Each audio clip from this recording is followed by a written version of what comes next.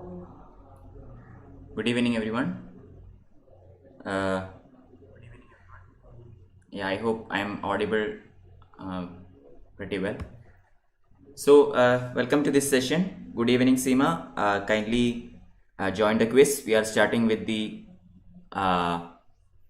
history quiz. Okay, and followed by we will go with the art and culture portion. A very small portion will be taken today also. Okay, so kindly join this quiz. In order to join this quiz, for those who do not know how to join this quiz, for participating, please download the Unacademy learning app. Okay, once you do this, click the join, click this test tab. Okay, as you can see in the screenshot given here, there are arrows showing the various icons that you have to click. Okay, so click this test button and hit the join quiz button and enter this code. The code is 269018. Okay, 269018. I request all of you to join. I will just wait for a couple of minutes so that some more people can join and we will start straight away.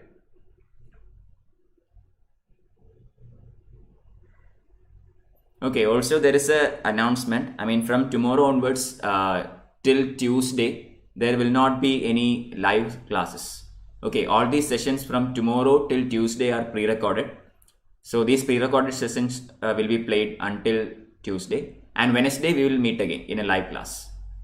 Okay, so the continuation, I mean, whatever is left in this textbook, similarly the first two chapters of the 12th standard textbook, these will be taken later on Wednesday. In a pre-recorded class before Wednesday, and the third chapter of 12th standard textbook, Themes of Indian History, that will be taken on Wednesday live.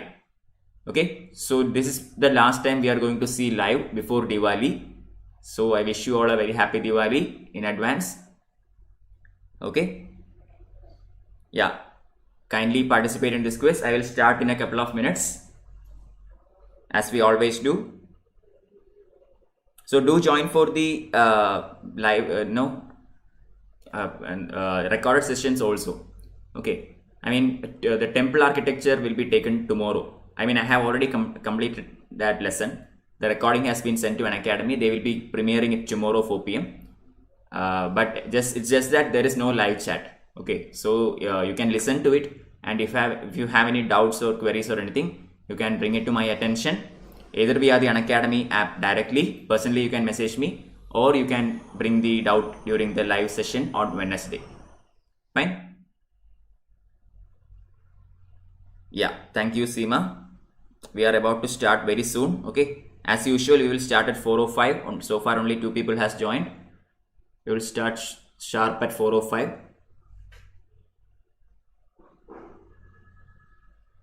So today in this session, after the quiz, we will just look at what is left from yesterday. Yesterday some portions were left, right? So that will be taken first, and then we will look at a very small chapter regarding the bronze sculptures from India.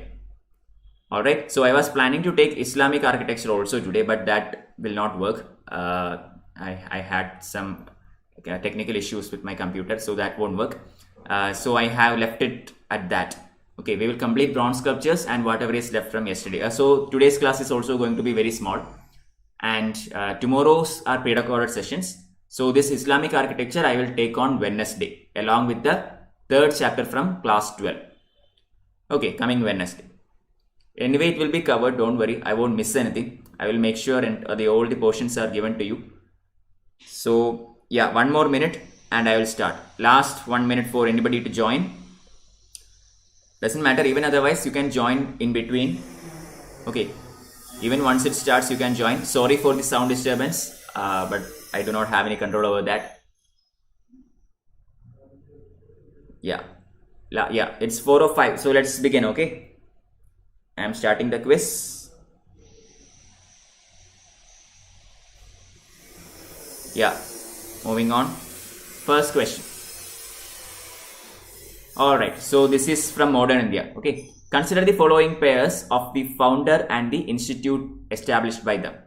1. Bahruddin Tayabji, founder of the Pune Sarvajanik Sabha. 2. Raja Ram Mohan Roy, founder of Vedanta College. And 3. Narayan Malhar Joshi, founder of Social Service League. Which of the above pairs is or are correctly matched? Sorry for the sound disturbance.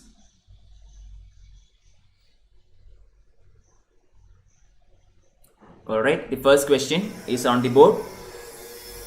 Kindly try to answer them.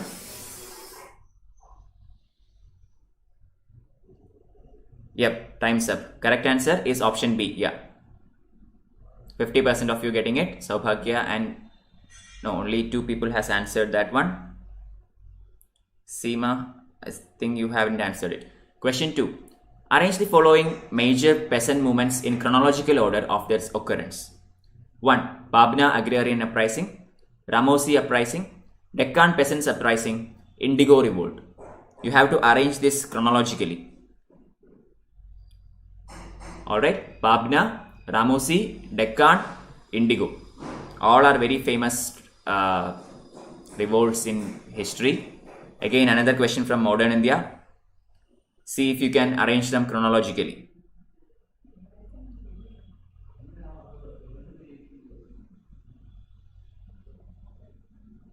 Yes, time is up.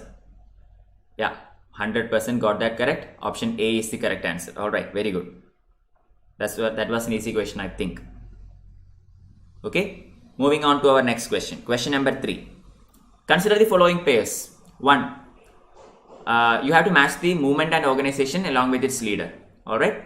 So first one, All India Anti-Untouchability League, Mahatma Gandhi. 2. All India Kisan Sabha, Swami Sahajanand Saraswati. 3. Self-Respect Movement, E.V. Ramaswamy Naikar. Which of the above pairs is or are correctly matched? Okay, All India Anti-Untouchability League, Mahatma Gandhi. All India Kisan Sabha, Swami Sahajanand. Self-Respect Movement, E.V. Ramaswamy Naikar. So you have to identify the correctly matched pair. So 1 second, guys.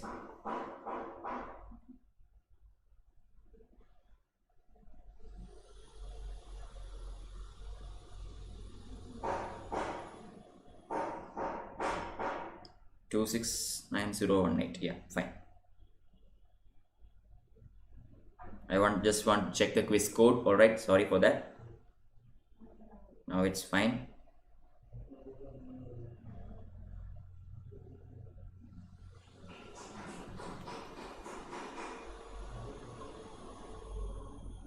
Some technical issues have been happening for a while now. Give me 1 minute. Yes, question number 4. The word Denisovan is sometimes mentioned in the media, which refers to dash. Denisovan. Alright, correct answer to that is option B. 100, all of them getting that.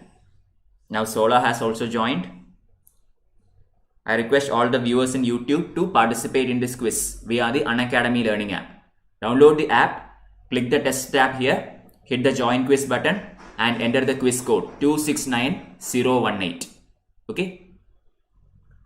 Yeah, 5th question. Consider the following statements about tantric practices in medieval India. 1. Tantric practices were open to women and men, and practitioners often ignored differences of caste and class within the ritual context. 2. Those engaged in tantric practices frequently ignored the authority of the Vedas. Which of the statements given above is or are correct? Ashi, what happened? Why aren't you able to join this quiz? I will explain it once again. Okay, once you open the app, click this test button and the red arrows are pointing towards all the steps. You can click the test button here, then hit the join quiz button and enter this code 269018. If you find anything difficult, any difficulty in joining, kindly let me know. I will help you through it. Question 6. In 1859, the British passed a limitation law in India. The purpose of this law was dash. Okay, so what was the purpose of the limitation law in India that was passed by British in 1859? A. To extend the indigo producing areas in the Raitwari areas. B. To check the extent of profits made by zamindars in the areas under the parliament revenue system. C. To check the accumulation of interest over time on Raitwari areas. and D. To extend the Mahalwari revenue system outside the provinces of United Provinces. Nobody getting that? Okay, some people might not be able to see this test tab. Alright, if this tab is not visible on your screen, just do the step number 1 here. Just right swipe, and when this dialog box appear, you can click the plus button. And once you click the plus button, you will be able to see this test tab. Okay, question number 7. With reference to the Swadeshi and boycott movement, consider the following statements. 1. Indian National Congress adopted the resolution of supporting Swadeshi and boycott movement at its Calcutta session 1906.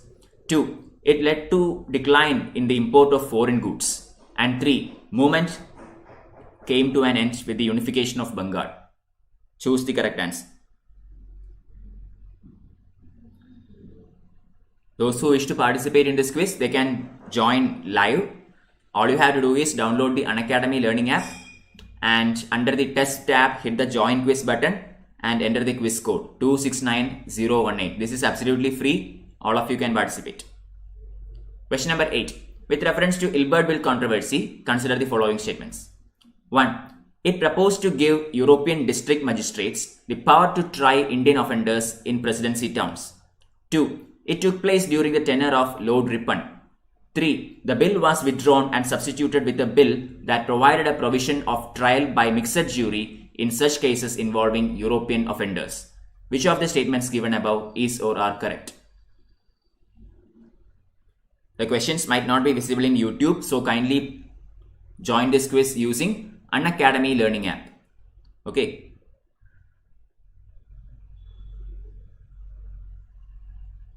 Option C was the correct answer. Nobody getting that again.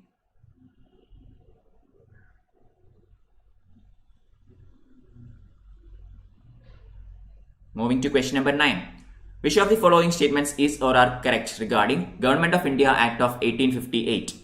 1. The power of the company's court of directors were vested with the Secretary of State for India. 2. Dual Government of Pitt's India Act was strengthened by this act. 3. The India Civil Services was to be instituted for the administration of the country. Select the correct answer.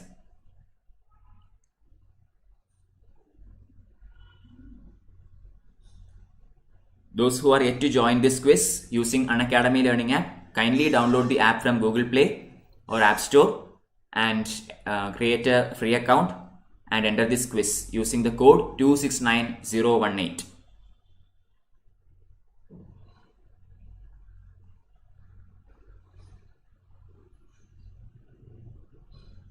Question number 10. With reference to the culture of Rigvedic and later Vedic period, which of the following statements is or are correct?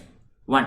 Child marriage was a common feature of the later Vedic age, just like widow remarriage was prevalent in the Rigvedic age. 2. Punch-marked coins of silver came to be used in the later Vedic period, while the Rigvedic people used cows as a medium of exchange. 3. The king maintained a standing army in the later Vedic age, while early Aryans maintained tribal units. Choose the correct answer. So this one is from ancient India.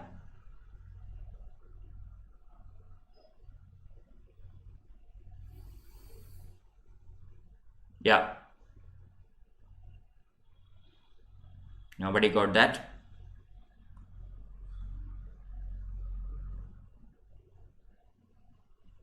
Question 11. The object of Muddiman Committee appointed by the government in 1924 was dash. A. Draw a plan for the division of powers between centre and the provinces. B. To examine the scheme of diarchy enshrined in Montfort Act. C. Redefine the role of armed forces. And D. To suggest improvement in the recruitment of Indian civil service. So what was the aim of Muddiman Commission that was launched by the government in 1924? Very simple question, direct question.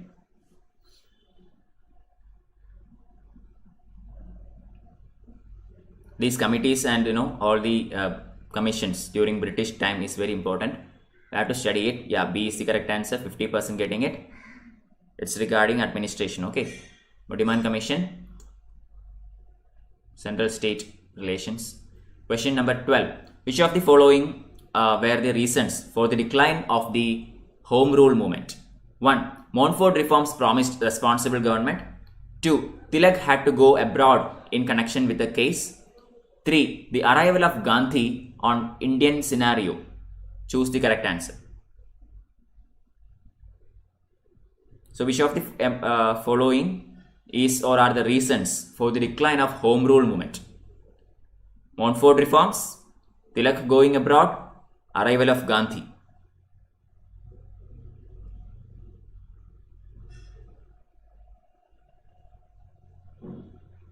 Yeah, time's up. Option D is the correct answer. 67% getting it.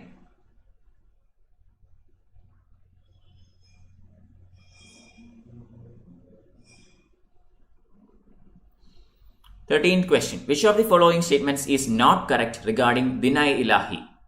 Okay, 1. Akbar in 1582 promulgated a new religion called Din-i-Ilahi. 2. It prohibited such sins such as lust, sensuality, slander and pride. 3. It was aimed at bridging the gulf that separated different religions. Select the correct answer using the codes given below. So regarding Din-i-Ilahi, which of these statements given above is or are correct? Learners in YouTube, kindly join this quiz using Unacademy learning app. Okay, the questions might not be visible to you in the YouTube screen. I mean, the font is very small and all. So I request all of you to participate via Unacademy learning app. Download the app, click the test button here and then hit this join quiz button and enter the quiz code 269018. This is absolutely free. All of you can participate. Question 14. Which of the following inscriptions inform us about Sudarshana Lake, which was constructed by Pushyagupta at the orders of Chandragupta Maurya? A. Besnagar Pillar inscription. B. Sarnath inscription. C. Junagadh rock inscription. And D. None of the above. Very direct question.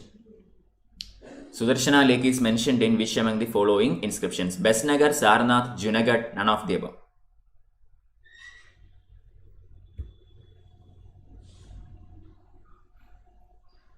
Yeah, time's up. Question, yeah, option C is the correct answer. Junagadh, okay. Moving to our 15th question. Which of the following temples belong to Rajasimha group of architecture? 1. Meenakshi temple at Madurai. 2. Kailashnath temple at Kanchipuram. 3. Shore temple at Mahabalipuram. And 4. Brihadishwara temple at Tanjore.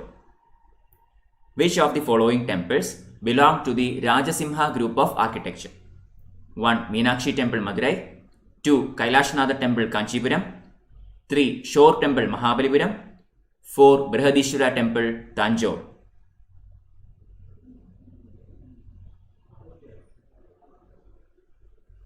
Yep, time's up for question number 15.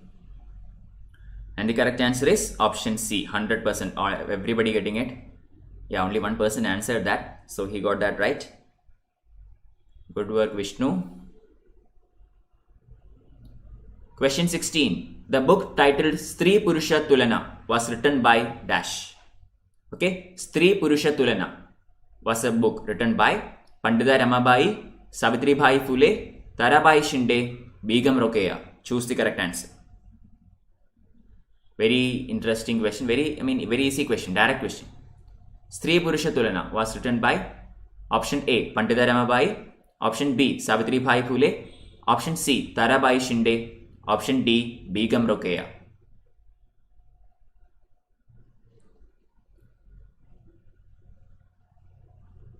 Yeah, time's up. Question 16, correct answer is option C. Okay, Tarabai Shinde. Yes, welcome Priyanka. Priyanka has joined.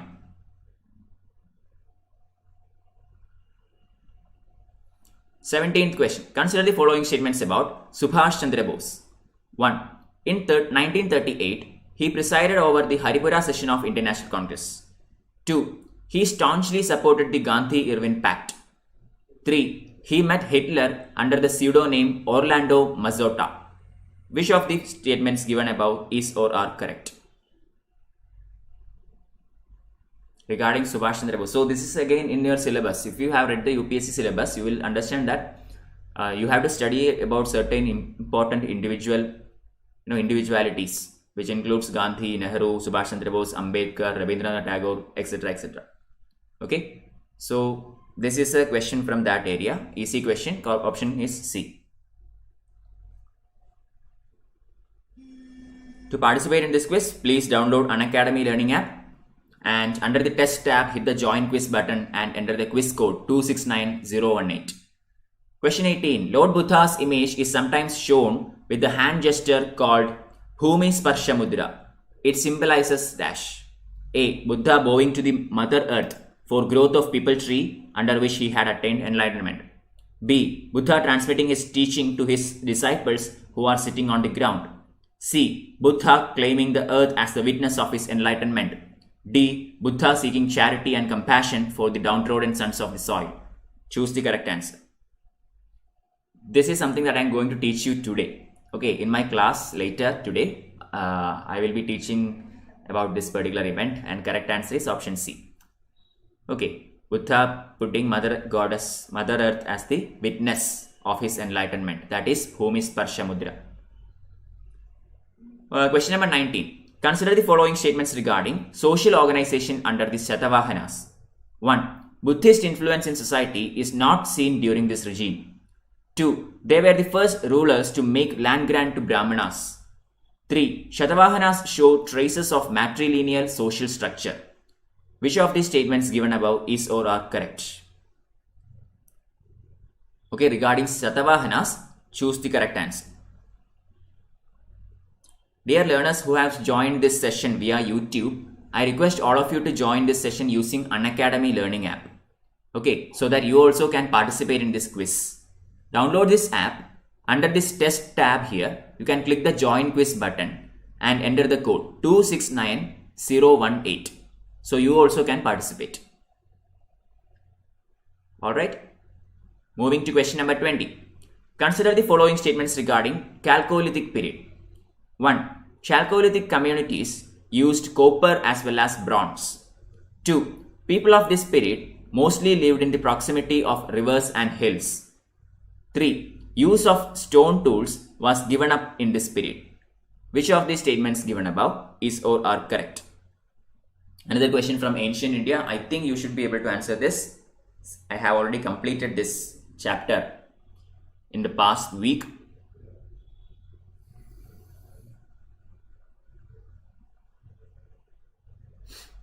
Yep, time's up.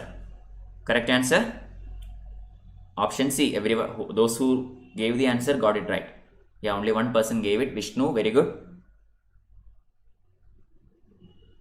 Vishnu, Saubhagya, Sola, still at top 3. Question 21. Consider the following statements about Indus Valley civilization. 1. They traded with other contemporary civilizations through maritime and land routes. 2. Human figures are the most common features of Harappan pottery. 3. There was no standardization of crafts during this period. Choose the correct answer. Okay, a direct question from Indus Valley civilization. See if you can get this one correct.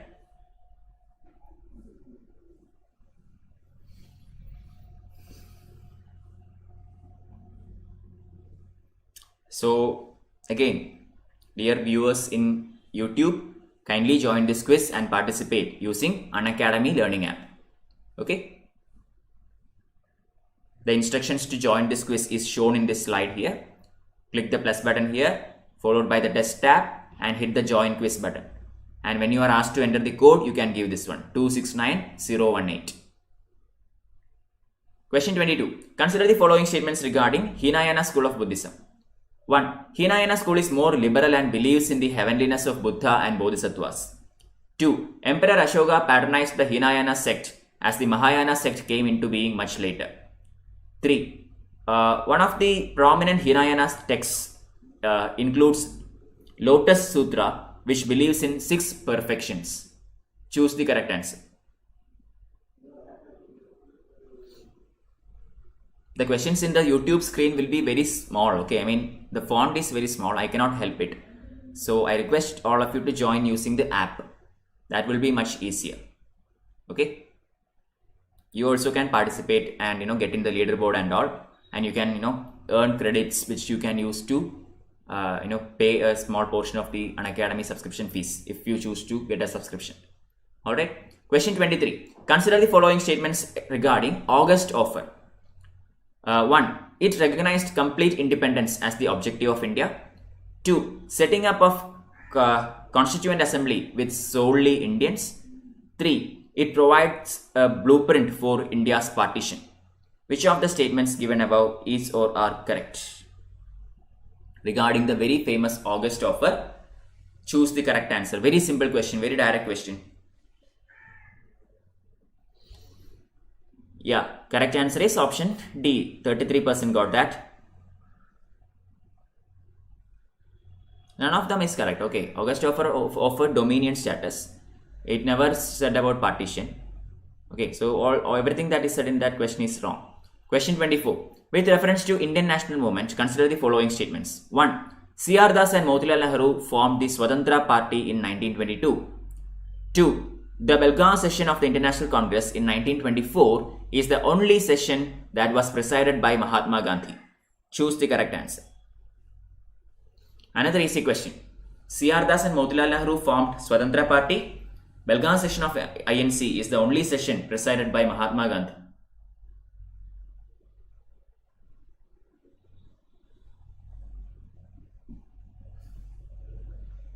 Yep, time's up. Correct answer? Option B. Okay, yeah, 33% got that. Belgaum session is the only session presented over by Mahatma Gandhi. But Motilal Nehru and C.R. Das formed the Swarajists, not Swatantra Party. Okay, they formed the Swarajist Party. Question 25. Consider the following statements. Statement number 1.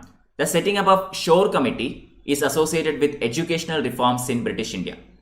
2. After the Jallianwala Bagh massacre, the Hunter Committee was constituted to inquire into the incident. Which of the statements given above is or are correct? Okay, so two important committees from modern India, Shore Committee and Hunter Committee. So you have to find out which of these statements is or are correct.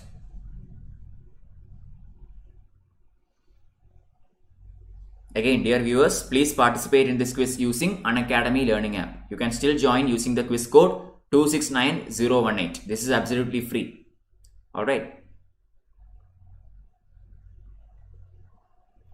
If you have any doubt on how to join this quiz, kindly ask me in the YouTube live chat. I will help you through it. Question 26. The state structure in the early medieval period has often been described as decentralized. Which of the following is or are the essential elements of decentralized political system? 1. The king was main authority at the top, but shared his rule with other small chiefs called feudatories or the samantas. 2. It was characterized by the practice of making land grants to brahmanas and others. Choose the correct answer. Question 26. We have 50 questions. We are only at halfway right now. Yep, correct answer was option D. Still, there is no change in the leaderboard. Vishnu at the top, Saubhagya Sola following at 2 and 3, Priyanka at number 4. 27. Consider the following statements regarding communal award.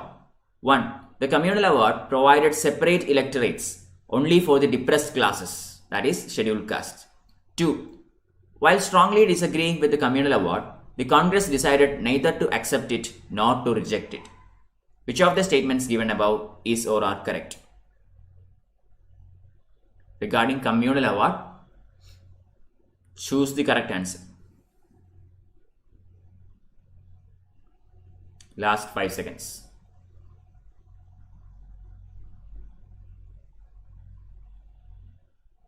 Yep, time's up. Correct answer is option B. Okay. Easy question, I think. Moving on. 28th question. Which of the following was not the possible reasons for sending the Cripps mission by the British? A. The Japanese threat to invade India seems real to them. B. Pressure on Britain from the Allied powers to seek Indian cooperation. C. Indian nationalists had agreed to support the Allied cause if substantial power was transferred, and D, none of the above.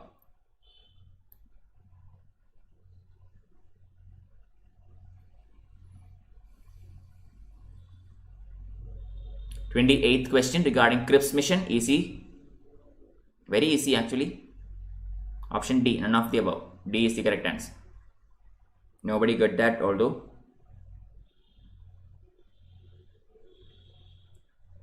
Yeah, moving on to 29. You have to match the traveler with the country. Okay, number 1, Ibn Battuta, Morocco.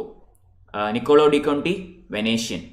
Abdul Razak, Italy. Which of the above pairs is or are correctly matched? Very simple question. Very simple question. Ibn Battuta, Morocco. Niccolo di Conti, Venetia. Abdul Razak, Italy.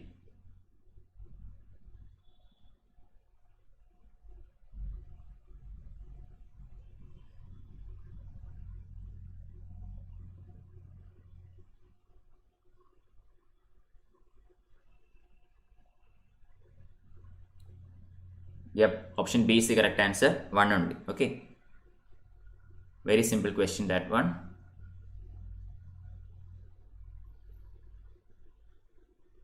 Thirtieth question. Which of the following was the main aim of the British government to send the cabinet mission plan to India? A. Find out ways and means for a negotiated, peaceful transfer of power to India. B. To decide the extent of India's participation in World War II. C. Treatment of INA officials who were accused of violence. D. Negotiate with Congress with respect to the withdrawal of Quit India movement. Choose the correct answer. So what is the purpose of sending cabinet mission? Okay. So to the new people who has joined this session via YouTube, I request all of you to join this session using Unacademy learning app. Okay, so that you also can take part in this quiz directly. So download this app, then click this test button here as shown by the red arrow, and then click the join quiz button. Enter this code 269018. Question number 31. The Sultan Mahmud bin Tughlaq introduced the department named Diwan-e-Amir Kohi with which of the following objectives? A. Improving military administration. B. To control and monitor markets. C. To introduce token currency in Delhi Sultanate. And D. To improve cultivation in the Doab. Another direct question regarding Mahmud bin Tughlaq's Diwan-e-Amir Kohi. So what does this department do?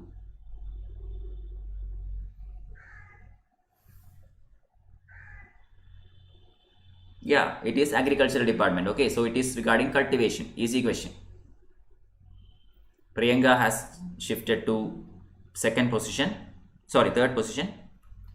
32nd question. Consider the following statements regarding book Milinda Pano. Okay, consider the following statements regarding the book Milinda Pano. 1. It purports to record a dialogue between Buddhist sage Nagasena and a Sri Lankan king Menander. 2. Milinda Pano was included as a part of Khuddaka Nikaya. Choose the correct answer. Very famous book Milinda Pano. Which of these statements is or are correct?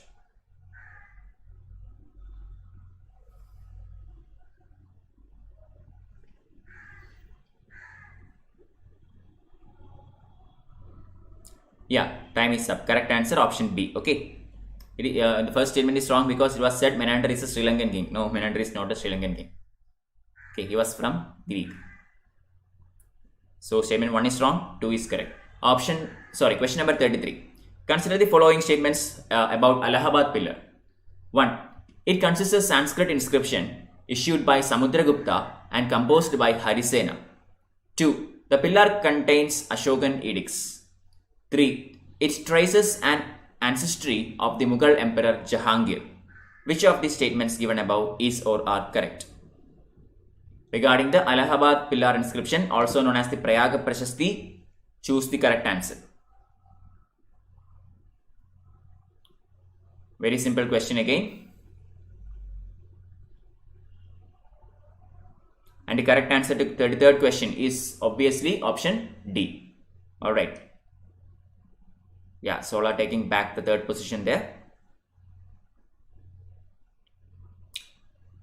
Dear learners, kindly participate in this quiz using Unacademy Learning app. Download this app, click the test button, hit the join quiz button and enter this code 269018. Question 34. Consider the following statements regarding beginning of different eras in India. 1. Vikram Samvat began in 57 BC. Shaka Samvat began in 78 AD. Gupta era began on 419 AD. Mughal rule began in 1192 AD. So which of the given statements is or are correct? Very easy question, very easy question.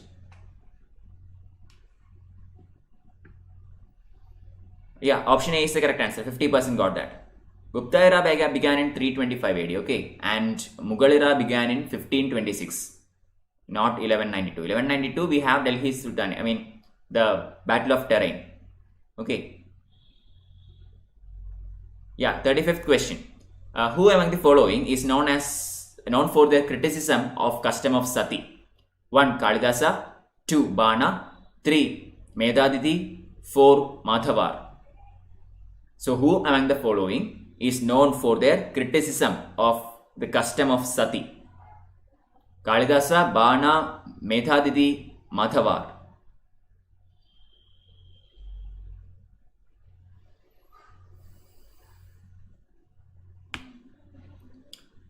Yeah, time's up. And the correct answer is option B. Okay, 2 and 3. Bana and Medadidi. Alright, don't forget. They are the people who criticize the practice of sati. Bana and Medadidi. Question 36. Consider the following statements about sabhas and samitis during the Vedic period. 1. Sabhavati were the women who attended sabhas. 2. Samiti was more in the nature of a folk assembly. 3. Samiti was responsible for judicial functions whereas Sabha was not. Which of the above statements is or are not correct? You are asked to identify the incorrect code, okay?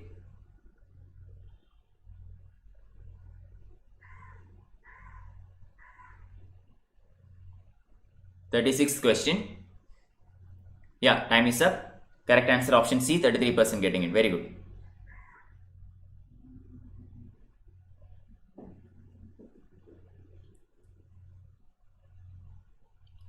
Question 37. With reference to Indus Valley civilization, consider the following statements. Number 1. Indus Valley site of Dholavira lies in the present day Gujarat. 2. Indus Valley people were primarily rural people. 3. Elaborate town planning following the grid system is a feature of this civilization. Which of the following statements is or are correct? Regarding Indus Valley, choose the correct answer. Okay, Dholavira is in Gujarat. Indus Valley people were primarily rural people. Elaborate town planning following the grid system is a feature of this Indus Valley. Choose the correct code. Very easy question. Correct answer option C. Yes, 50% getting that. Yeah, Priyanka has moved to second position now. That is brilliant. 38. Who headed the judicial department during the Mughal period? Very simple, very direct question. Who headed the judicial department during the Mughal period? 1. Qazi, 2. Mir Munshi, C. Vakya and D. Diwan. Very easy question. Qazi, Mir Munshi, Vakya Diwan. Judicial department during the Mughal period was headed by who among the following?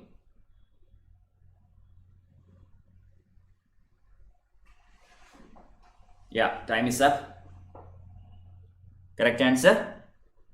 Option A, Qazi. Okay, 67% got that. Very good.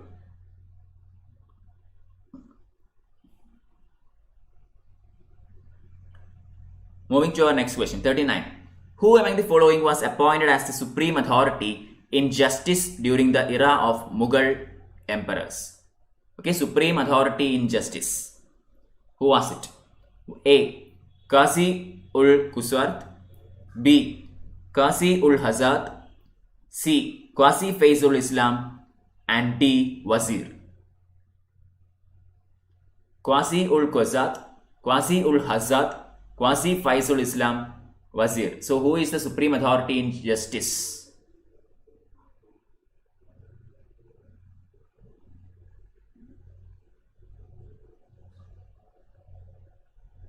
Yeah, correct answer to that question is option A. Okay, Qasi ul Qazat. He is the supreme authority in case of justice. Moving to question 40. Consider the following statements regarding Serampore mission. 1. It was founded by William Carey and it is India's first Christian missionary organization. 2. Serampore Trio worked for many years for the upliftment of Bengal society in educational, social and religious movement. 3. The first Catholic church was built in Serampore in the year 1800. Choose the correct answer. Regarding the very famous Serampore mission, which among the following statements is or are correct?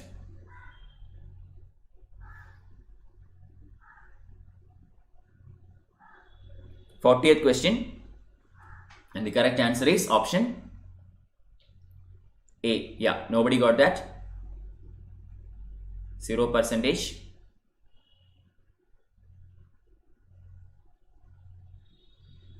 41st question. The Woods Dispatch of 1854 came to India with which of the following objectives? 1. Deciphering ancient Indian texts to bring out their relevance to modern society.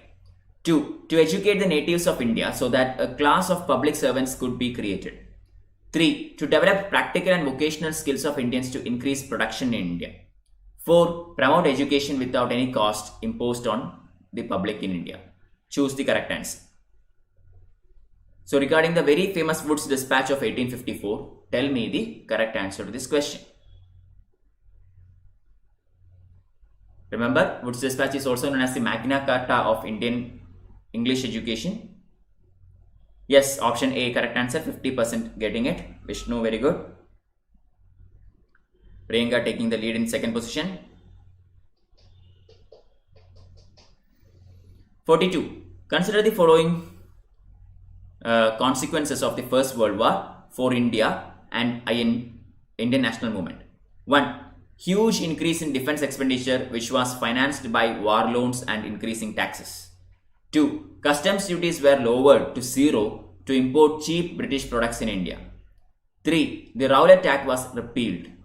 4. The Indian industries were rejuvenated as demand for the industrial goods during the First World War increased.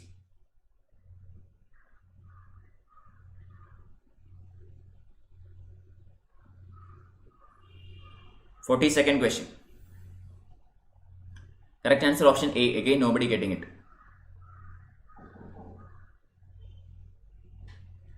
Moving to our next question. 43. Which of the following is or are famous sites of Old Stone Age in India? Okay, Old Stone Age, right? Old Stone Age means Paleolithic sites. Okay. 1. Potwar Plateau. 2. Bhimbetka. 3. Kurnool. 4. Shivalik Hills. So Potwar, Bhimbetka, Kurnool, Shivalik.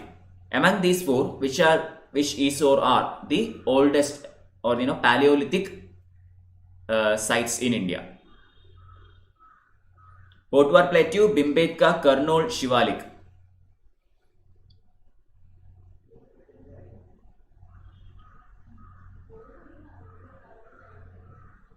Correct answer to that question is option D. Okay, 50% getting that.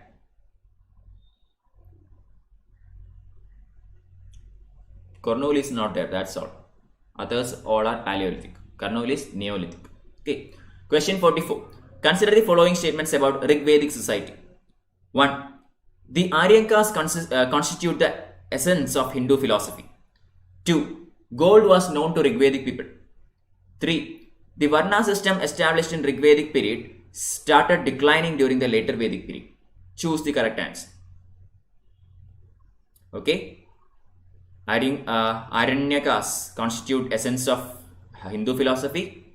Gold was known to Rigvedic people. Varna system established the Rigvedic period started declining during the later Vedic period. Choose the correct answer.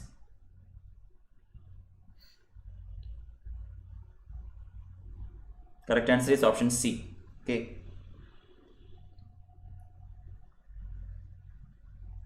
So Vishnu has taken a very clear lead. Others are fighting it out for number 2. Question 45. Some sources of 17th century refer to two terms like Khud Kashta and Pahi Kashta. They refer to dash. 1. Types of absentee landlordism in rural paraganas. 2. Land grants given by Amin to noble individuals. Choose the correct answer. Khud Kashta and Pahi Kashta are dash. Very easy question. Very easy question.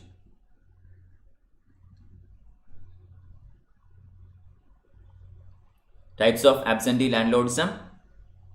Land grants given by Amin to notable individuals.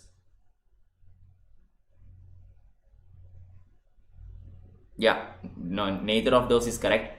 Khudgashta and Pahigashta are kinds of tenants. Okay, those who had his own land and the person who did not had his own land.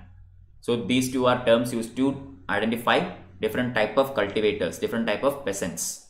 Okay, question 46. Consider the following statements regarding the use of silver in India. 1. Expansion of foreign trade in the Mughal Empire often involved the use of silver bullions as payment. 2. Silver coins were discontinued in Britain, India in view of growing deficit of this precious metal. Choose the correct answer.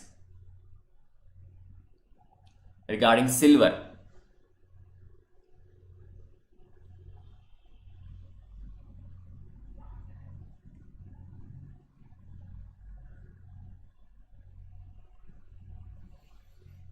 Yep, time's up. Correct answer option A. 50% getting it. Okay. Alright.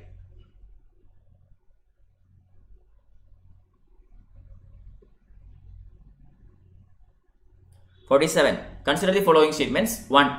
He was awarded India's highest civilian honor, the Bharat Ratna. 2. He was elected to the Constituent Assembly in 1946 and served as the ambassador to UNESCO and later to Moscow. 3. He authored the book The Philosophy of Rabindranath Tagore in 1917. The above statements are related to which among the following personalities? C. Rajagopalachari, Sarvepalli Radhakrishnan, Govinda Vallabh Pant, Dhondo Keshav Karve. Easy question. So he has received Bharat Ratna, authored The Philosophy of Rabindranath Tagore, has been an ambassador to UNESCO. Yeah. Okay, option B is the correct answer. That was very easy question, direct question. Okay. 48 question. Miftah-ul-Futuh, composed by Amir Khusru, describes dash. Okay, Miftah-ul-Futuh. Option A. The military campaigns of Jalaluddin Khalji. B. Meeting between Burga Khan and Kaikubad. C. Alauddin Khalji's conquest of Chittor. And D. Ghiyasuddin Tughlaq's achievements. Choose the correct answer. Who authored it? Remember that. Okay, it is authored by Amir Khusru. So what would be his subject? That's a easy question.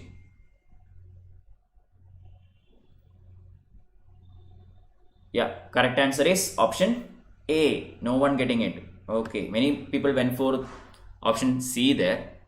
Okay, but Alauddin Khalji going to Chittor is regarding Padmavat. That is Malik Muhammad Jaisi, not Amir Khusru. Or 49th question.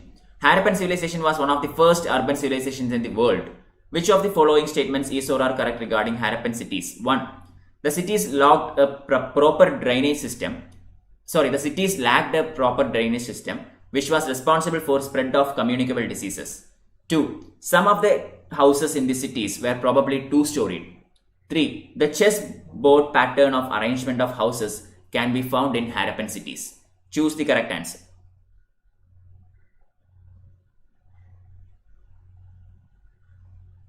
Simple question. This is the penultimate question for today. One more question to go and we will look at the NCERT chapter. Now to the final question. Okay, I think the scoreboard is almost fixed now. The clear winner for the day is Vishnu. He is miles ahead. Last question, 50th question. Consider the following statements regarding Mahavira, the founder of Jainism. 1. Vardhamana Mahavira was the first Tirthangara of Jainas. 2. Mahavira was a Kshatriya prince of the Lichavis dynasty. And 3, he used Prakrit language to spread his message. Which of the following statements is or are correct? Regarding Vardhamana Mahavira. Very simple question to end with. Okay, he was the first Tirthangara of Jainas. He was a Kshatriya of the Lichavi dynasty. He used Prakrit language to spread his message. After the end of this quiz, we will continue with the NCERT Class 11 Art and Culture. Yeah, option B is the correct answer. 50% of you getting that. And at the end of the day, we have Vishnu as the winner for the day, followed by Priyanka Kushwa and Sola Rajan at the 3rd place. Saubhagya and Nandini following. Nandini joined only in the last 3 questions or something. But anyway, today's winner is Vishnu. Okay, so those who wish to get the answers, those of the participants who want the detailed solutions, all you have to do is download, click the solutions tab adjacent to the leaderboard. Okay, and all the questions and answers can be viewed here. Simply click the downward arrow adjacent to the question and you can read the detailed answers. Alright, this is available within the app itself. So you can take a look at it if you wish. Okay, so that is it for today's quiz. Okay, now let me just wrap this up and start our session regarding the continuation of yesterday. Okay, 1 minute.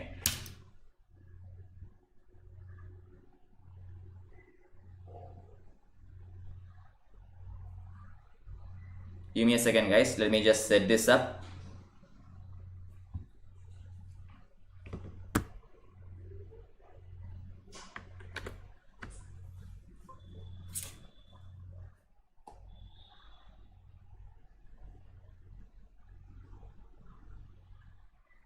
Yeah. Priyanka has attended the quiz for the first time. Okay, Priyanka, for a first timer, you have done extremely well. Okay, you ended up in the 2nd position. That's really neat. Okay, so I do have this quiz in most days when I come live. Okay, so the next time I will be coming live is on Wednesday, next Wednesday. So from tomorrow till Tuesday, Unacademy will be presenting pre-recorded sessions. It will not be live. We have the Diwali holidays, so we have already pre-recorded the sessions and we will be streaming it tomorrow until Tuesday. So we will meet again on on Wednesday in a live session. At that time, we will have another quiz. The quiz code, topic, etc. will be provided by me in my Telegram channel, advanced.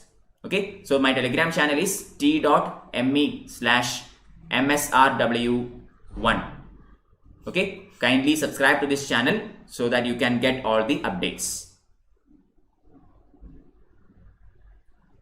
Yeah. Okay, t.me/msrw1. Alright, so let's begin our session for the day. An introduction to Indian art part 1. We have looked into a lot of the areas in this already. But before we begin, let me just talk to you about Unacademy.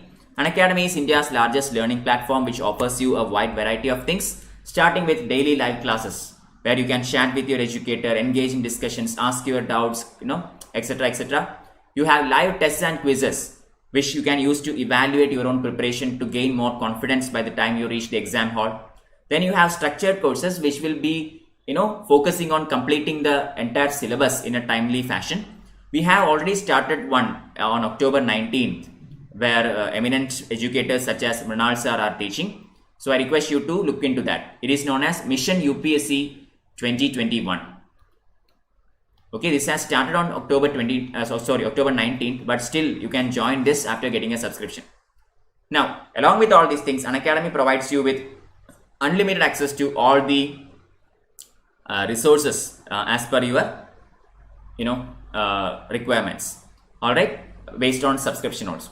So to get all these things, the first thing to do is download the Unacademy learning app.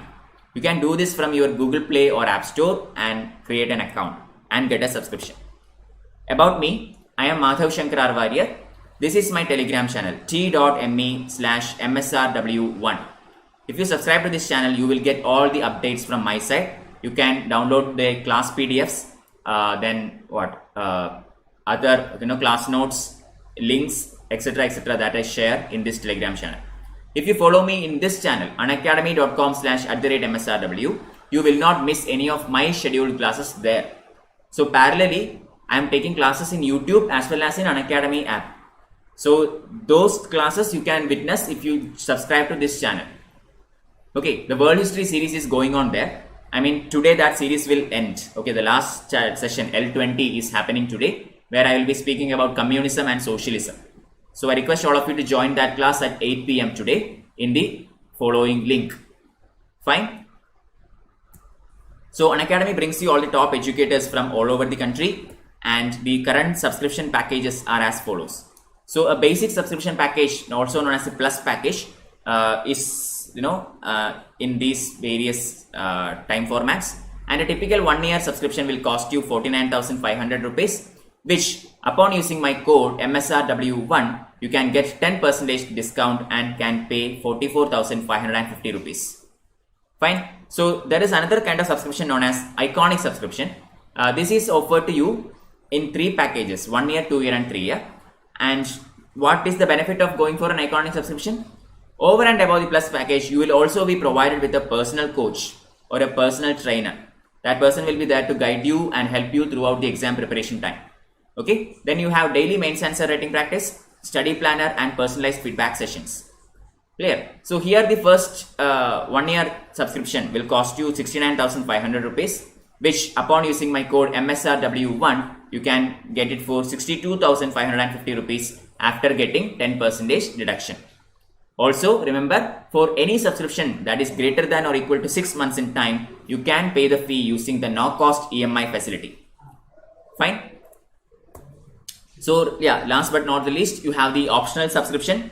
UPSC CSE optional subscriptions are as follows, starting from 1 month all the way to 3 years. You can pick any one of these, and a 1 year subscription will cost you 27,500 rupees. Again, upon using my code, you can avail a 10% discount and can pay 24,750 for your optional. Unacademy brings you almost all the optional courses. Okay, all the typical ones, PSIR, PubBat, history, economics, everything is here. You can just take the one according to your own interests. Fine. So please do take a look at my my Unacademy channel so that you can watch most of my videos for free. Okay, all the videos that I have uploaded in unacademy.com/MSRW is absolutely free. So please go take a look at that. Fine. So we are continuing our session. So we have already taken all these things yesterday, and today is another small session, won't take more than half an hour, and we are starting with this slide here. Stupa 1 Sanji. Okay, in yesterday's class I think I have mentioned what the basic construction of stupa, how it is, etc, etc. Okay, so we are going to look at Sanji Stupa once again.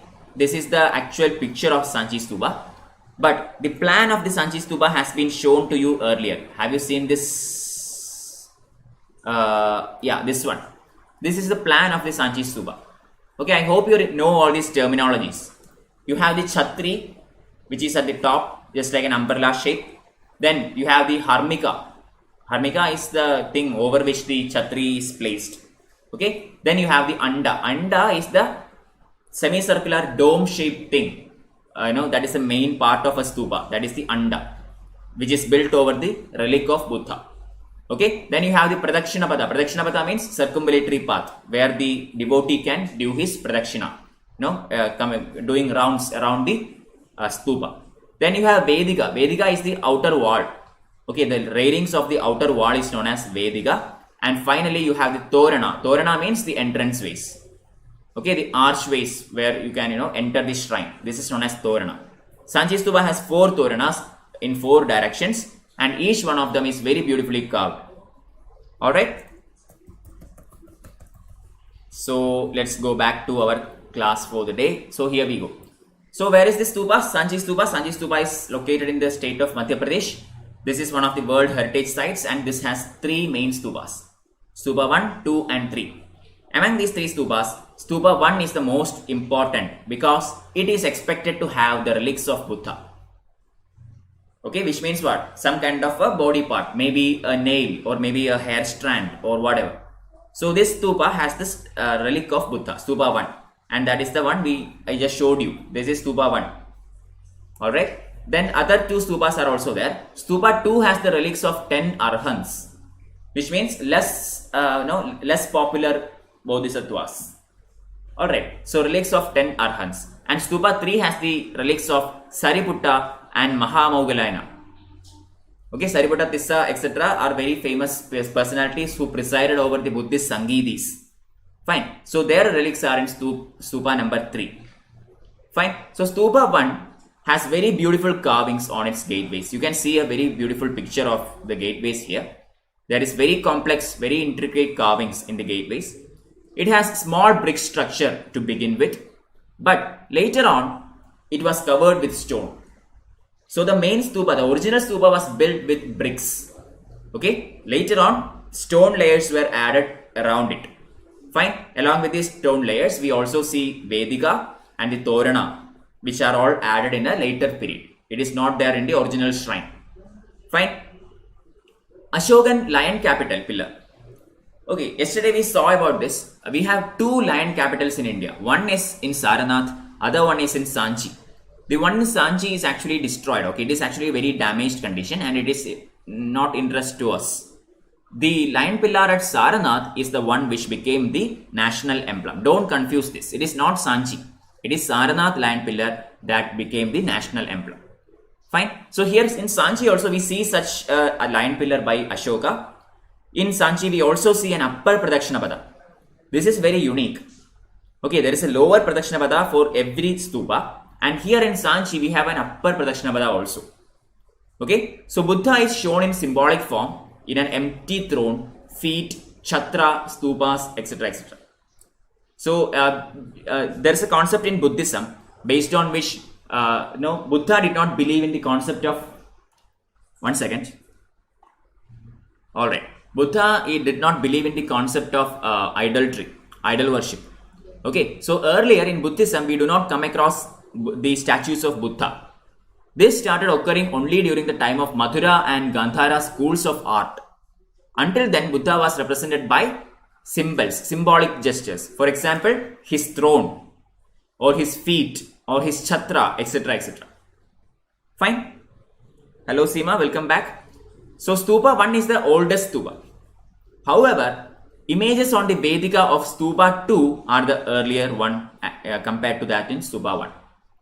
Okay, there are 3 stupas, Stupa 1, 2 and 3. Among these 3, the oldest one is Stupa 1. But based on the sculptures, the oldest one is in Stupa 2. Okay, the oldest sculpture among the 3 is in Stupa 2, not Stupa 1. But based on the stupas, oldest one is Stupa 1. Don't get this confused. This is very simple. Make sure to have that clarity. So,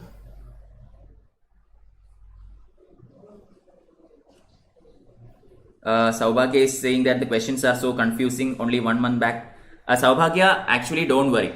Okay, I mean, if you have started preparation only 1 month back, I do not expect you to score much in my quizzes, because this quiz is, based on the entire portion. Today's quiz was from the entire history.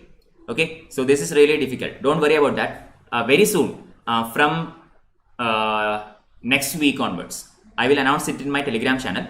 From next week onwards, I am actually starting a quiz based on small portions. Not in YouTube, but in Unacademy app classes. Okay, so do attend those quizzes and it will be easier for you. Each day I will tell you a very small portion. You can study that and come, and the quizzes will happen. I have already conducted such many quizzes before the CS Prelims. I am going to restart that series. Okay, at that time you can study small portions and revise every day. Okay, I will tell you the portions, I will tell you the textbooks, materials, all things. Alright, moving on.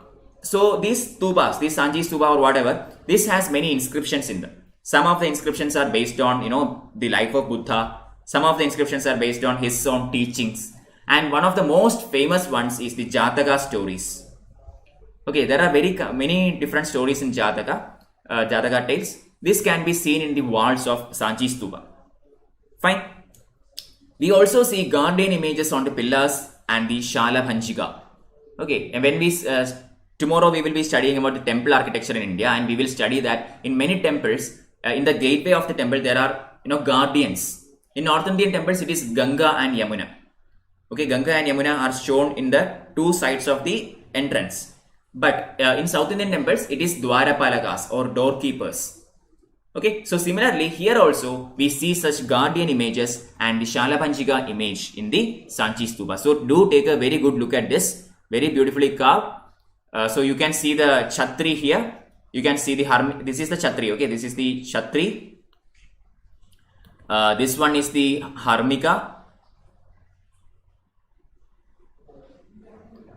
This one is the Anda. This is the Torana. And finally, this one, okay, here you can see the Pradakshina Pada. Okay, this is the upper Pradakshina Pada. Okay, and finally, you can see this one. This is the Vedika or the outer railing. These are the parts of a stupa. Don't confuse it. Make sure to understand this. Okay, moving on. Seated Buddha. This is the other one we have missed yesterday. Seated Buddha in the Katra Mount of Mathura. So you can see the beautiful image here. The Buddha is do take a good look at the image. Okay, I mean if you can remember the image itself, you can half your job is done. You have to do is elaborate this image. Okay, now once you did take a very good look at this, let's continue with the chapter and see if you can recollect it. Okay, number one, this is from a Kushana period. Okay, seated Buddha in Katra Mount in Mathura is from Kushana period. This is a 2nd century CE production, and Buddha with two Bodhisattva attendants are shown here. Look at this. Buddha is here, and we have Bodhisattva number 1 and Bodhisattva number 2. So there are two Bodhisattvas.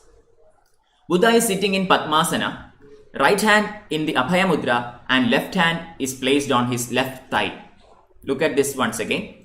Buddha is seated in the Padmasana. Padmasana means what? In a cross-legged position. So this is known as Padmasana, a yogic posture. In this Padmasana, Buddha has the right hand in the Abhaya Mudra. Abhaya Mudra is the blessing mudra. Most of the deities of Hinduism are shown in Abhaya Mudra. So this is Abhaya Mudra. Left hand is placed on his left thigh. Also correct. Moving on. The Ushanisha, that is hair knot, is also very much visible here. You can see this. This is known as Ushanisha. Okay, the hair knot of Buddha, which is seen in many kind of art schools. We also see Ushanisha in Gandhara art school, but here in the Mathura art school also Ushanisha is there. Light volume having fleshy body. Shoulders are broad. Sankiri or the garment covers only one shoulder. Everything is correct. Okay, the shoulders are pretty broad. Okay, then the garment or the Sangadi is only covering the left shoulder, like the right shoulder is actually left barren. And finally, Buddha is seated on a lion throne with Padmapani and Vajrapani at his sides. So the Bodhisattvas are identified as Padmapani and Vajrapani. Why? Padmapani is a Bodhisattva having a Padma or a lotus in one of his hands. You can see this. There is a lotus in one of his hands.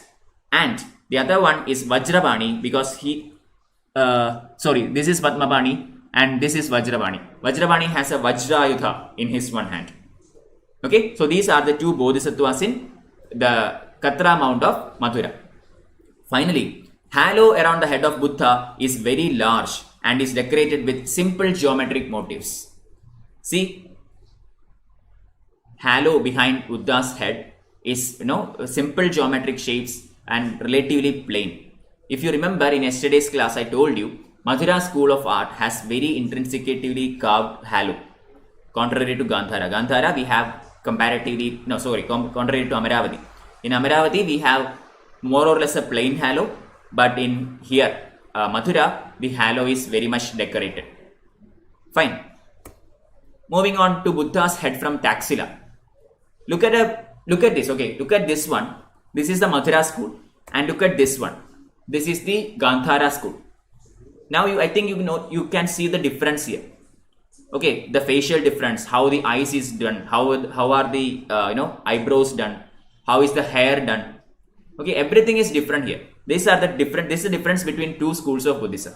This is Mathura and this is Gandhara. So this is found in the Gandhara region, that is the northwestern part of India.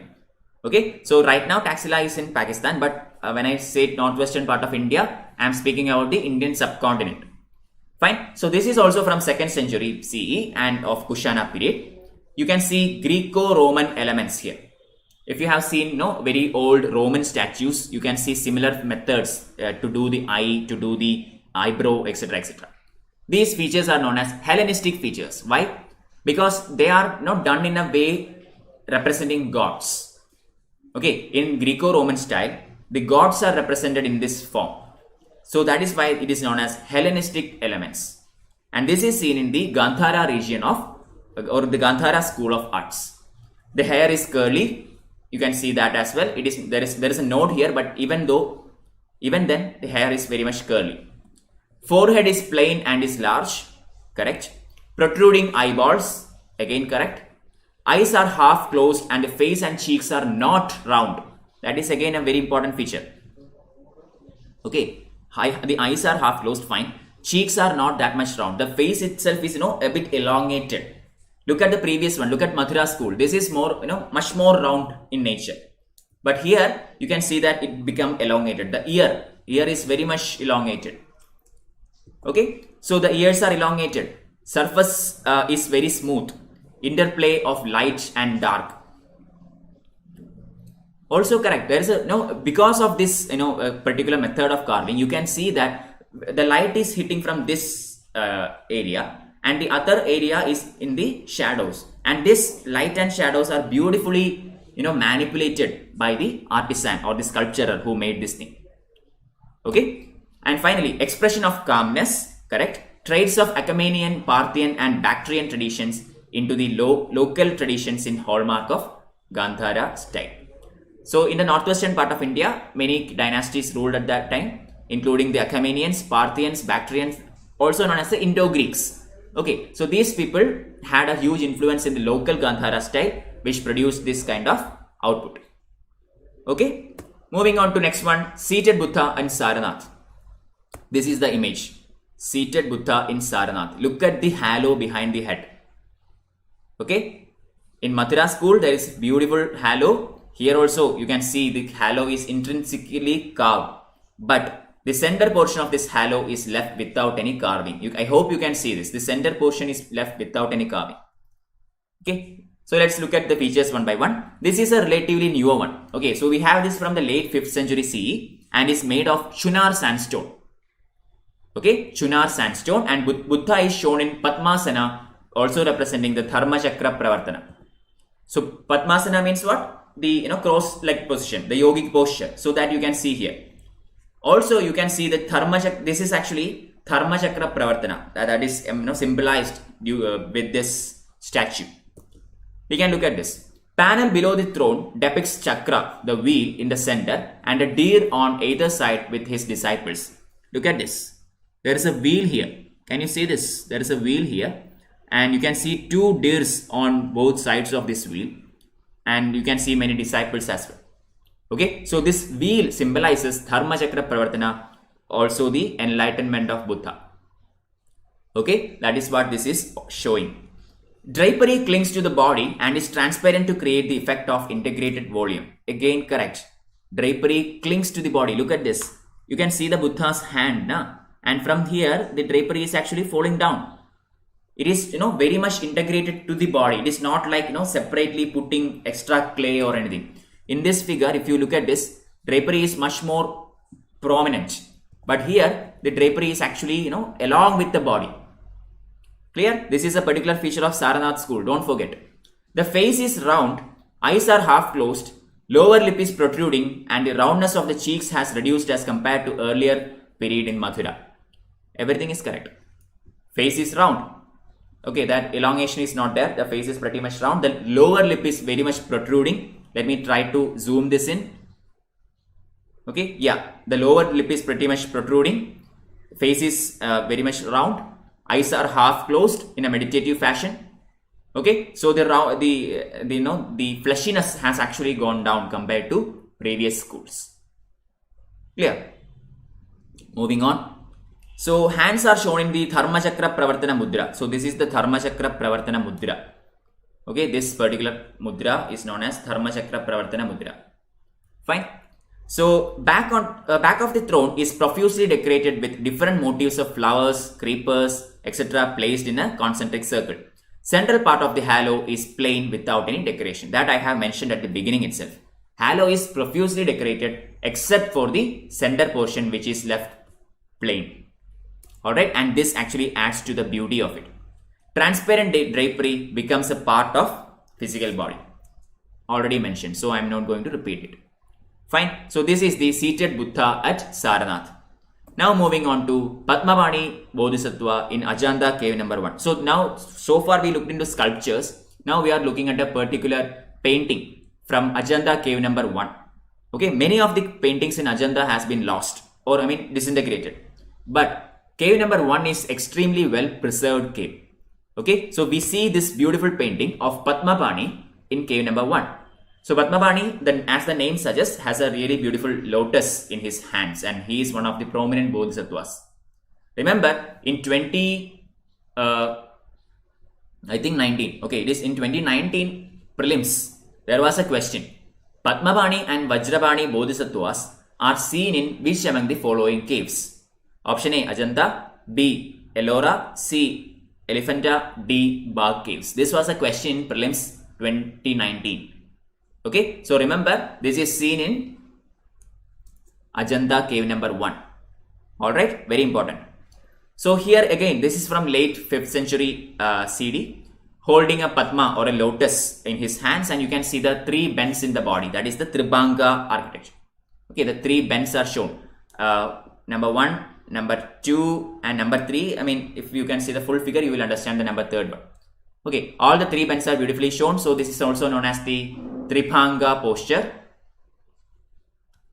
Alright, so the outlines are merged with the body, which increases the volume. Okay, a big crown in which detailed rendering is visible. Eyes are half closed and slightly elongated. Let's look at that. Everything is correct. Eyes are half closed and slightly elongated. Correct, right? There is a very beautiful magnanimous crown on top of his head. That is also correct. And the outline is actually merged with the body. This is a technique that the artists do, okay? I myself do a lot of painting, so I know about this. If you want, 3-dimensionality, then the outline of the body should be very narrow. It should be merged with the skin. Alright? And if you want the painting to be much more 2-dimensional, then make the outline very much prominent. This is something that we do. Okay, so such technique has been used in painting this one also. Alright, to bring in the 3-dimensionality, the outline is merged with the skin. Okay, then beaded necklace is there. You can see the necklace here, very beautiful white beads, beaded necklace. Right hand is holding a lotus and the left hand is extended in space. Light red, brown, green and blue colors are used. So these are the colors that we see in Ajanta cave number 1. On the other side of the image, we see Vajrapani Bodhisattva has been painted, and Vajra in his hand and wears a crown. Mahajanaga Jataka and Umang Jataka are also seen in Ajanta cave number 1. Okay, you have to know all these paintings. So Padmabani is shown here. So similar to Padmabani, we also see Vajrabani here. Vajrabani, instead of having a Padma or a lotus in his hands, he has this Vajrayudha in his hands. That is the only difference. Vajrabani. That is also in cave number 1 of Ajanta. Also, along with this, we see some narration also, narrative stories, including Mahajanaga Jataka and Umanga Jataka. Okay, Jataka tales are painted inside the Ajanta halls, and Mahajanaga Jataka is the biggest narrative work in Ajanta. Don't forget, prelims question. Mahajanaga Jataka is the biggest narration in the Ajanta caves. One entire wall is painted regarding this story, Mahajanaga Jataka. Okay, so this is regarding Ajanta cave number 1, Padmabani. Now we are moving into Mara Vijaya in Ajanta cave number 26, another very important cave. Okay, so this is the only sculptural representation sculpted on the right wall of cave number 26. Okay, not much important, but it's a point. Buddha in the center, surrounded by Mara's army along with his daughter, part of enlightenment. Let me just show you that in full. Okay, yeah, here you go. Buddha is in the center, and you can see Mara and along with his army, and Buddha is surrounded with the army of Mara and Mara. Okay, so what is the story now? So this is Mara is actually trying to get Buddha out of his meditation. Okay, just like the story of Vishwamitra and Menaka, here actually Buddha's meditation is tested by Mara. So Mara actually represents desire. Okay, and Buddha is still in meditation and he is not troubled by Mara's presence there. And also Buddha is using this mudra. You can see this mudra, can you? This mudra is known as, let me just put it up. You can see this mudra, right? Do you know what this mudra is known as? Anyone? In the quiz today, there was a question regarding this mudra. Can anybody tell me what is this mudra? In the YouTube live chat, I am waiting for an answer. This mudra is known as Bhumi Sparsha Mudra. Okay. Bhumi Sparsha Mudra. So what does this symbolize? This symbolizes that Buddha achieving enlightenment with Mother Goddess, or with not Mother Goddess, with Earth as the witness. Okay, so Earth as the witness to his generosity. So that is what Bhumi Sparsha Mudra actually denotes. Buddha is achieving enlightenment with Earth as the witness. That is the Seema, very good, correct. Okay, so the centrally placed Buddha is in Padmasana. Already you saw that. And a tree at the back is shown with dense leaves. Also correct. That tree, banyan tree is shown here with dense leaves. Buddha is seated in the Padmasana yogic posture. And this is the largest sculptural panel in Ajanta. Don't forget. Another prelims question. Largest sculptural panel, not painting. Painting, the largest narrative painting is Mahajanaka Jataka in cave number 1. Okay. But largest sculptural panel in Ajanta caves is Mara Vijaya in cave number 26. Keep that in mind. Okay, moving on. Mahesh Murthy, Elephanta. So another beautiful cave regarding Buddhism, we have Elephanta. In Elephanta caves, we see a very beautiful statue known as Mahesh Murthy from early 6th century. Okay, and this is a very beautiful example of Western Deccan sculpting. Okay, Elephanta caves is in Maharashtra. So this is the Western Deccan region. And from the 6th century AD. So central head is the main Shiva figure, whereas other two visible heads are Bhairava and Uma. So here you can see the central head. Okay, central head is very visible in this image. Here this is Shiva, and other two are actually Uma and Bhairava. So this one is Uma and this one is Bhairava. These are the heads in Mahesh Murthy. So, and the middle one is Shiva. Okay, so this is visible in Elephanta caves. Don't forget, people always tend to go and tick Ellora in the options. I mean, we know that Ellora has the Kailashnath temple, right? So everybody thinks that this Mahesh Murthy is in Kailashnath temple. No, Kailashnath temple is different. Mahesh Murthy is different. Mahesh Murthy is in Elephanta caves. Don't forget. So face of Shiva and Bhairava is clearly shown in the profile in anger with bulging eye and a mustache. So very angry face is shown, depicted in this figure. Sculpture of Ardhanarishwara and Gangadhara panel are also there in this area. So what is Ardhanarishwara? Artha means half. Ardhanari means half woman, and Ishwara, so half man. Half Shiva. So Ardhanarishwara is half Parvati and half Shiva. Okay, so that is also shown here along with Gangadhara panel. Gangadhara means Shiva having the Ganga in his, hair. Okay, in his jada you have this Ganges also. So that panel is also, that figure is also seen in Elephanta caves. Don't forget, alright, these are very simple points. I hope you can remember. So that is the end of that chapter. This is the remaining portion that I have completed yesterday. So today we are going to look at chapter number 7. Chapter number 9 and 10 will be taken tomorrow. Chapter number 8 will be covered on Wednesday, coming Wednesday. Okay, chapter number 10 will be done on Wednesday. Chapter number 8 and 9 will be done tomorrow. Chapter number 10 is actually regarding Indo-Islamic architecture. So that is something different. So I will take it during the along with the chapter number 3 of 12th standard coming Wednesday, because that is the next live session from me. Tomorrow my session is recorded, pre-recorded session. It is not live. So I have already conducted that class and recorded, and the record has been handed over to Unacademy. And Monday I will be doing the standard 12 themes of Indian history, chapter number 1, that is Indus Valley Civilization in depth. Okay, and Tuesday we are going to see early states, that is Mauryan Empire in depth from chapter number from standard 12. And Wednesday is our next live class.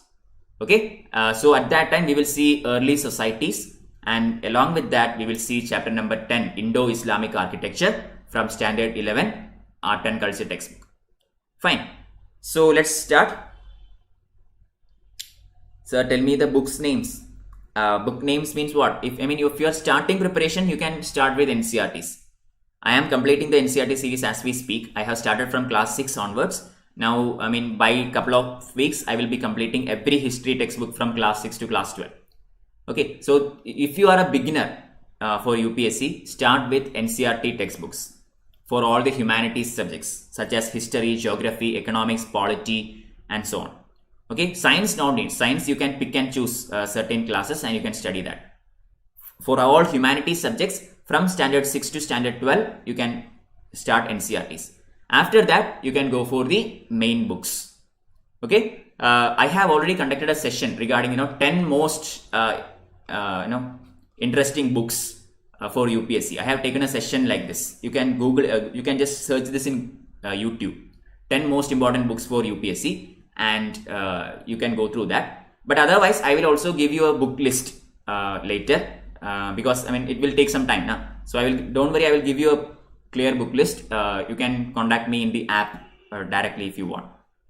Okay, so today now let's moving on to chapter 7, that is Indian bronze sculpture. Okay, so this is a very small chapter, maybe 20 minutes maximum. Okay, so I will be completing it very soon. So we know that the art of bronze or creating bronze sculptures, or the art of casting is nothing new to us. Even during the time of Indus Valley civilization, people knew about bronze. Okay, and when I talk to you about Indus Valley civilization, I talk to you about this Ser Perdu, or the lost wax technique. What is this lost wax technique? I think you already know. In this technique, in order to create a bronze statue, the first thing to do is create a wax statue of that figure, and then put it in a mud slate. And once it is very well covered with mud, it is heated. Okay, so all the wax will melt down, and it will leave the shape within the mud as such. The shape of the image will be preserved in the sand. This shape is filled with liquid metal. Okay, and once it solidifies, you will get the output. So this is known as lost wax method, lost wax process of casting. Okay, so this is the most prominent method that we see in all of India. So process of making alloy of metals by mixing copper, zinc, and tin is known as bronze. Okay, a mixture of copper, zinc, and tin together make bronze. Zinc is very less actually. It is majority copper and tin. Okay, so present day tribal communities has also is continuing to use this lost wax technique. I think you might have seen this technique, with your own eyes. There are people who wander around as nomads in cities and rural areas, etc., who still do this method and create statues of gods and goddesses. In your roadsides you might have seen this.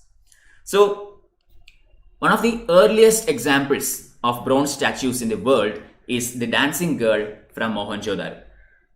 Okay, so this is around 2500 years old. I think you know about this figure. I do not have to explain. Very beautiful. I have explained this in my previous class, dancing girl. So this is considered as the most oldest among the bronze figures. Another beautiful example is seen in Daimabad. Daimabad in Maharashtra, remember, is the largest site of Jaure culture. Another prelims question. Largest site of Jaure culture is Daimabad in Maharashtra. So here also you come across a lot of bronze statues. Fine. We can see depiction of Adinath or Vrishabnath, which are the Jain Tirthankaras in bronze, who is identified with long hair locks dropping to his shoulder. Usually, the Jain Tirthankaras, the statues of Jain Tirthankaras have short hair. Okay, very short hair. I mean, just like a male. Okay, how a male usually puts his hair. But two exceptions. One is Adinath. One exception, that is Adinath, who is also known as Vrishabhanath. This is an exception because this particular Tirthangara statue has extremely long hair that is flowing through his shoulder. Okay, so this is also casted in bronze. So these are some of the typical examples of bronze casting, and when in this chapter we will study some more examples and we will see what are the different regional styles of bronze casting. North Indian styles are there, the South Indian styles are there. We will see the difference. Okay. Moving on. So bronzes were often subsequently inlaid with silver and copper to bring out certain other details. Okay, so it is not predominant, completely bronze, 100% bronze. No. Even if you go to a local store, okay, and buy say some figure, you will see that mostly it will be silver or something, but there will be a gold dot on the deity's forehead, right? Or sometimes the eyes might be of gold. So intermixing of multiple metals is also a prominent feature of Indian bronze casting. Okay, so bronze casting practiced in Gujarat or Western India between 6th and 9th centuries. We can see many images of Tirthangaras such as Mahavira, Parshvanath or Adinath. If you remember, most of the Jainist temples are towards West India. Best example, Mount Abu. Correct, the Jaina temple, Dilwara temple, Mount Abu. So this is a Jaina temple. So Tirthangaras, the Jain Tirthangaras are all associated with Western Indian region, and because of this you can see more number of Jaina bronze idols towards the Western Indian regions of Gujarat. Okay, so Tirthangaras are made as in a seated posture on a throne, single or combined or in groups of 2 and 3 or maybe even 4 Tirthangaras. Female images were also made around this time. For example, Yakshinis, Shasan Devis, etc. Okay, it's not just males, female figurines are also very popular in Indian bronze culture, influenced by the features of both Gupta and Vakataka periods. Okay, Buddha period starting from 325 AD and Vakataka period coming later in the central portion of India, Deccan region. So both these styles are influenced in the Western Indian bronze sculptures. Fine. Another example is the Chakreshwari.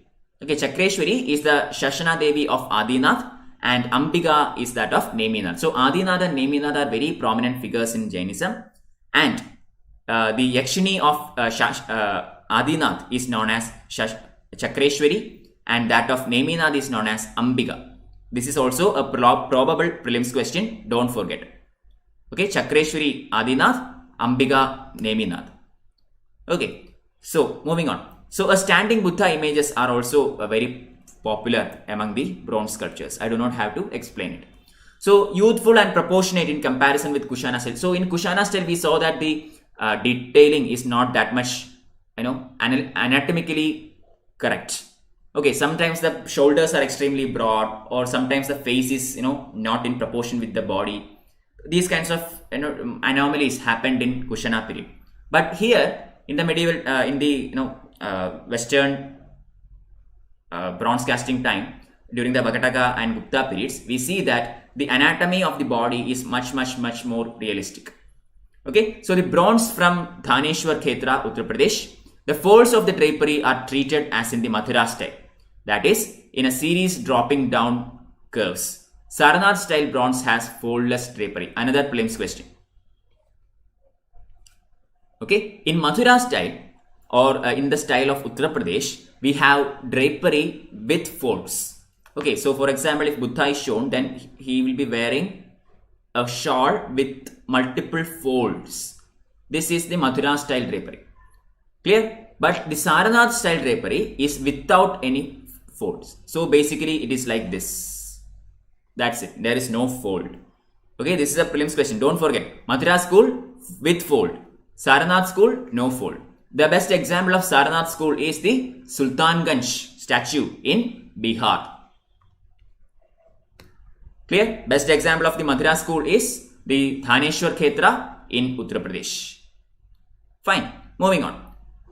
The Vakataka bronze statues is actually a contemporary of the Gupta period bronzes. And this is done based on the South Indian style known as Amaravati style. I think I mentioned about this style in yesterday's class. Amaravati style is another prominent school of art, just like Mathura, Gandhara, Sarnath, etc. Amaravati is the most prominent school of art in South India. And Vakadaga kingdom, being predominantly in the Deccan and South Indian region, has followed the Amaravati style of architecture. And the best art form in here can be seen in Maharashtra region. Alright, Vakadaga kingdom predominantly in the Maharashtra region. Now, just like South India, we come to see these kinds of bronze statues in hilly areas also, especially in the state of Jammu Kashmir. Okay, so in Jammu Kashmir, we see a very beautiful image of a four-headed Vishnu. Okay, four-headed Vishnu, also known as Shaturanana or the Vaikunta Vishnu. The central face represents Vasudeva, that is the Narayana face. The other two faces are Narasimha and Varaha. Okay, the back face cannot be seen. So the center face is actually the Vishnu face, the Narayana face, Vasudeva face. Other one is Narasimha and the last one is Varaha. Okay, so the Narasimha Avadar and Mahishasura Mardini Durga images of Himachal Pradesh are also among the prominent bronze figures from India. Narasimha Avadar and Mahishasura Mardini Durga are all in the state of Himachal Pradesh. Okay, it is found in the state of Himachal Pradesh. So this is also some of the prominent statues in India. Okay, now coming to eastern part of India or the Bihar region, we have the Nalanda school. You know about Nalanda, right? Nalanda, the famous university of ancient past. So Nalanda had a school of bronze casting of its own, and this was heavily influenced by the local dynasty that was ruling there, and that is the Pala dynasty. Okay, and during this time we see a revival of the Gupta period of architecture, Gupta period of sculpturing. Okay, rather than going by any new methods or some kind of reformations in the existing methods, they went for a revival of the Gupta method of bronze casting or Gupta style of bronze casting in Nalanda. Don't forget. Okay, the best example of this one is the four-armed Avalokiteshwara in a Tribhanga posture. Okay, Avalokiteshwara in Tribhanga posture is the best example of Nalanda school of painting, sculpturing. Okay, here also we see that worship of female goddesses was adopted on a later stage, especially during the time of Vajrayana phase of Buddhism. Okay, Vajrayana Buddhism is a tantric sect of Buddhism. Now, I mean, it is more into rituals and more into mysticism and all. So here, everybody is accepted without any kind of discrimination. I mean, women are also very much allowed in the tantric phase of Buddhism, that is Vajrayana. So at this time, we see a lot of female goddesses coming up. Example, images of Tara started to become very popular. Clear? So this is about the Bihar and the Eastern Indian region. Coming to South India, we have in the medieval periods the best among the world. Okay, the best bronze casts in the world are in South India in the Chola period. We see that even before Chola period, even during the Pallava period, we have many bronze statues in South India. But no, it came to its zenith during the time of Cholas in Tamil Nadu. And you can see a very beautiful bronze sculpture from the Chola period here. This is a Devi sculpture in the Chola period. Okay, so this happened between 10th and 12th century. And the most important site of bronze sculptures during this Chola period is the Kumbakonam region of Tamil Nadu. Clear? So in Tamil Nadu, during the Chola period, bronze sculpturing has been actually patronized by a widowed Chola queen named as Sembiyan Mahadevi. Okay, that is also one of the reasons why Chola bronze idols became popular. Why? Because it received royal patronage. Okay, so why did Buddhism become extremely popular? Because it received royal patronage from kings like Ashoka. Okay, so whenever there is a backing by a very powerful dynasty, you will have that kind of a output. So here also, Chola queen Sembiyan Mahadevi was a patron of Chola bronze figures.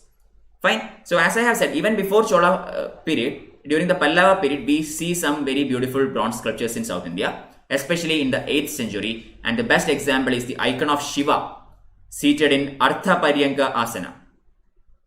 You know this Artha Paryanga Asana, right? Have you seen this image of Shiva, where Shiva is sitting something like this, and one of his legs is like this and the other leg is downwards.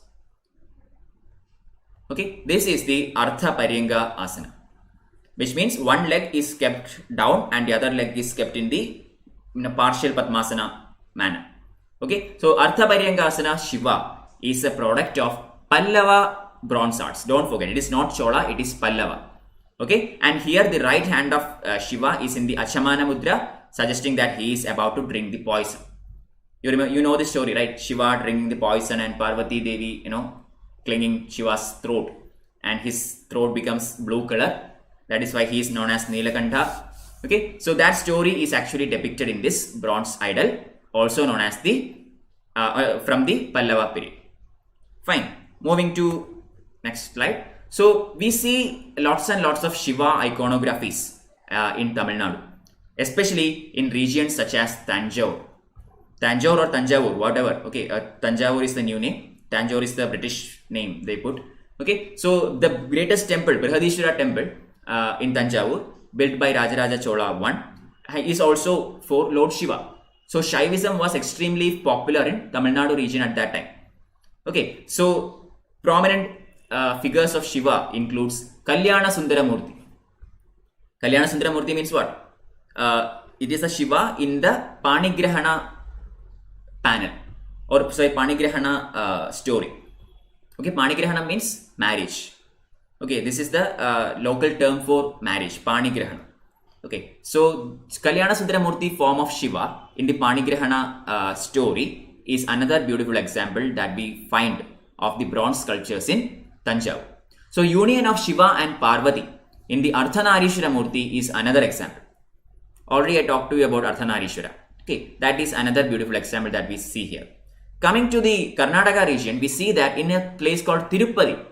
You might have heard of Tirupati, right? So in Tirupati, we have a life-size standing portrait statues of bronze depicting Krishna Devaraya. Krishna Devaraya is the very famous king of which dynasty? Vijayanagara dynasty. Yeah, correct. So Krishna Devaraya is the very famous king of Vijayanagara dynasty, and a life-size statue of this particular person along with his two queens Tirumalamba and Chinna Devi are shown in Tirupati. Okay, so they are all in the Namaskara Mudra. Namaskara Mudra is this one, praying to God. Okay, so this mudra is shown while depicting Krishna Devaraya and his two queens Tirumalamba and Chinna Devi. Alright, you can see a beautiful Ganesha idol here. You can see this is the Artha Pairyangasana, where one leg is upwards and the other leg is hanging down. Okay, now we come to the last slide for the day, that is Nadaraja. By this I am ending today's session. As I have mentioned, let me just tell you once again. Tomorrow I will be I have this pre-recorded session tomorrow, so I am not live there. So I will be taking chapter number 8 and 9. The last chapter, chapter number 10, regarding Indo Islamic architecture, will be taken on the coming Wednesday. Okay, because my next live session on YouTube is on Wednesday. Tomorrow, Friday, Monday and Tuesday, my sessions are pre-recorded and I do not have classes on Saturdays and Sundays. Okay, let's get that straight. You do not have to be confused regarding that. So please do watch those sessions. Share it with your friends. And if you have any queries regarding any of these pre-recorded sessions, you can ask me during Wednesday. Alright. So Nadaraja, this is the final one for the day. Nadaraja. You can see a very beautiful image of Nadaraja here. So this is basically Shiva. Okay, and Nadaraja actually performs, actually is a figure that depicts end of the cosmic world. Okay, the Tandava dance, which actually shows this end of this cosmic world, that is represented using the Nadaraja figure.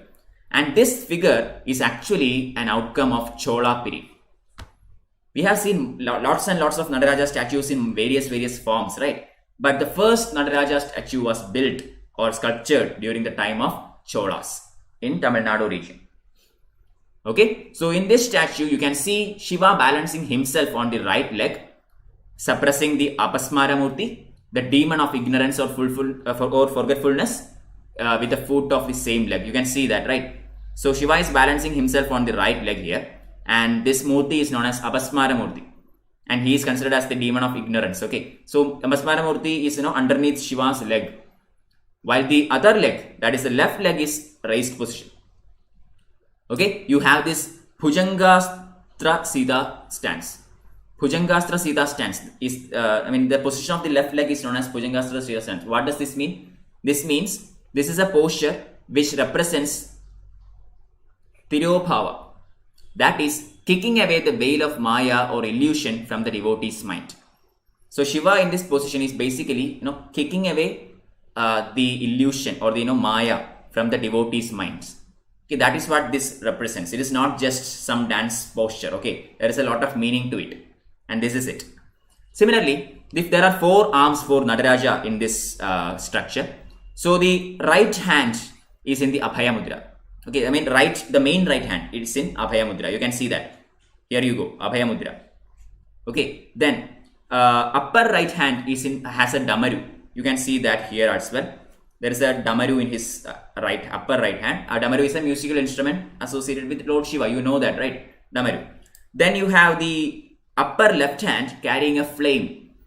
Okay, so there is this eternal flame in his upper left arm, and his his main left hand is in the Dola Hasta. Dola Hasta is completing the other one. So this dance mudra is known as Dola. Okay, if you are studying Bharatanatyam or something, you will know this. This is the Dola mudra. Fine. So that is shown here. Alright, so this is the basic structure of the Nataraja Vigraha that we obtained in the Chola period. Also, you can see the hair lock. Hair locks are flying on both sides of the Shiva, touching the circular Jwala Mala. So this is the Jwala Mala, a garland of flames. Okay, these are all flames. Okay, so this is a garland of flames. That is the circular Jwala Mala, and his hair is actually touching the circular Jwala Mala. Okay, so this is the basic representation of Nataraja Murti in the Chola period. Clear? I hope you got a idea about how these various structures, bronze sculptures are casted, and how from what period we get what. Also, what does all these things mean? Okay, different mudras, etc., etc. I also talked about some Sanji Stupa and such things at the beginning of this class. Okay, so I hope you have some kind of idea now. Now, once you go back and read your NCERT textbook, I hope you can remember and recollect whatever I have talked to you about in this class, and I am sure that it will help you to understand it better. Okay, so that is it from me today, everyone. Thank you for joining. We will see you again. I have class tomorrow. Please come back and watch my class, but it is a pre-recorded session, so I will not be there to answer your queries. So again, I will be live again on coming Wednesday. Okay, next week Wednesday I will be live again. At that time you can ask me any queries. In the meantime, I might take classes on Unacademy app. Okay, that is live only, not pre-recorded or anything. In the meantime, I might take classes there, so you can contact me during that class if you would like. Also, you can contact me directly via the Unacademy app if you have any queries. There is an option called Chat with Educator. You can put down any question there and I will get back to you in 24 hours. Okay, so that's it guys. Thank you. Tonight at 8 p.m. I will have the last session on world history in Unacademy app, that is L20, that deals with communism and socialism. Okay, that's the last session on my world history series. Today that will come to an end. So it is communism and socialism. So please do join me at 8 p.m. So that's it. Thank you everyone for joining. Until next time. Bye bye.